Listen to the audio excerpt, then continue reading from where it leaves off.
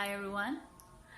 I know it's been a minute and a day since I last posted a IGTV video here, but I've had my reasons. One, no social media was banned for about a week here, and secondly, there was also a bug on Instagram where I think some of you guys couldn't view past episode 12 in my Arty Musings series, but that does seem to be solved.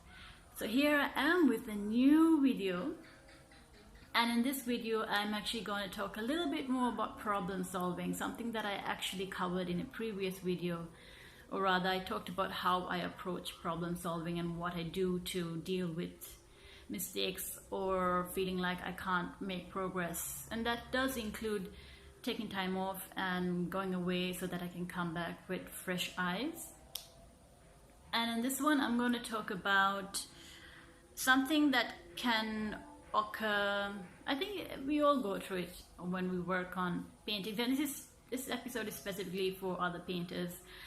It's about when something goes wrong on one side of the canvas or on a small part of the painting, but that disharmony actually sets the whole painting into imbalance, and sometimes finding the source of that imbalance is quite tricky.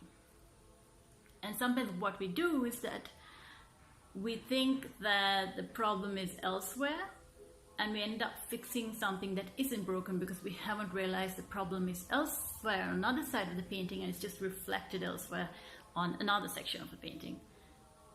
And we end up overworking a section that never needed any more work.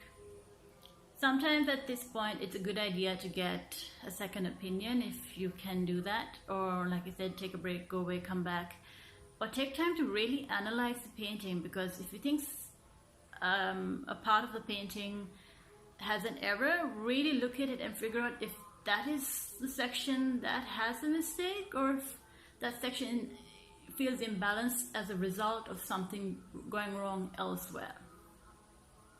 I'll try to give you an example. Take values, for example.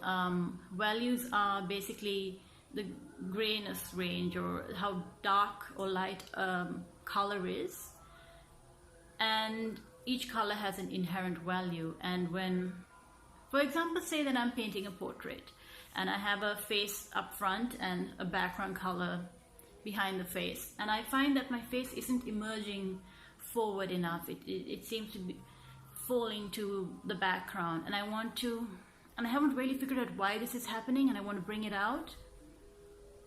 I might end up lightening the highlights, raising the mid-tone values, and I might think that actually it's still not working. I don't know what's going wrong, and at this point I have to really wonder if it's actually the high key notes that I have a problem, or perhaps it's due to the fact that everything within a painting is relative and everything's basically a balance of contrasts.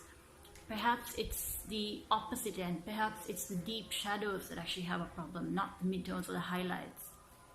And what I would do here is then maybe deepen the background color so that the face, the lighter colors, would come forward. And that is an example of the problem being in one section, but the results looking like it's somewhere else that has the issue.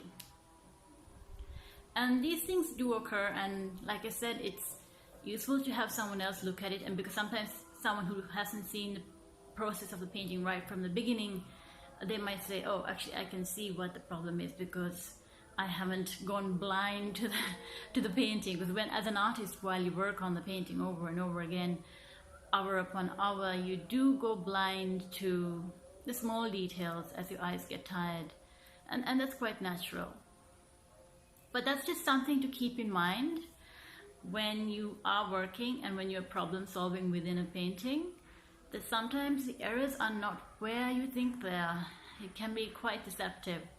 So when you feel like you're not making progress solving something, take a break, because the problem might not be where it is, where you think it is. It might be elsewhere. So take the time to figure out where it is. Maybe spend some time analyzing the painting. That way you won't frustrate yourself as much. I hope that tip helps. I know that problem solving has always been one of my biggest trials, especially when I first started painting, because it's something that requires experience, and that experience helps you tackle issues as they come up, and you become better and better at it, thankfully. But it is something that sometimes it can really frustrate you, and I hope it doesn't stop you from continuing to paint, because sometimes when you don't have any encouragement and you feel like you're in a quagmire, you sometimes wish you could just give up. But like I said, don't do that. Perhaps the reason you're not solving the problem is because that's not where the problem is. So analyze and just check on the contrast. You feel like, you know, if the light colors that have a problem, perhaps it's not the light colors, perhaps the dark colors. If you feel like you're not getting the eye to follow your primary focus, perhaps you have too many hard lines elsewhere in the background. Soften those lines and redirect the hard lines to your primary focus, and put all the details where they're supposed to be, not in the negative spaces, for example. So yeah, that's my tip for the day. I hope that was useful. Again, I will continue to upload episodes in this Arty Musings series now that everything seems fixed. I also wanted to know if you guys would like me to talk a little bit more about my paintings as I complete them, and if that is something you'd like to see on IGTV, I would be happy to talk about what goes into my work in terms of the ideas and the symbology I use. Sometimes I do write about them and share them on my blog post, but I know not everybody has the time to sit down and read. So if that's something you'd like to see, I'd be happy to share that here. So let me know down in the comments somewhere. And I do believe that's it for today. So I will see you next week. And have a great weekend ahead, and take care of yourselves.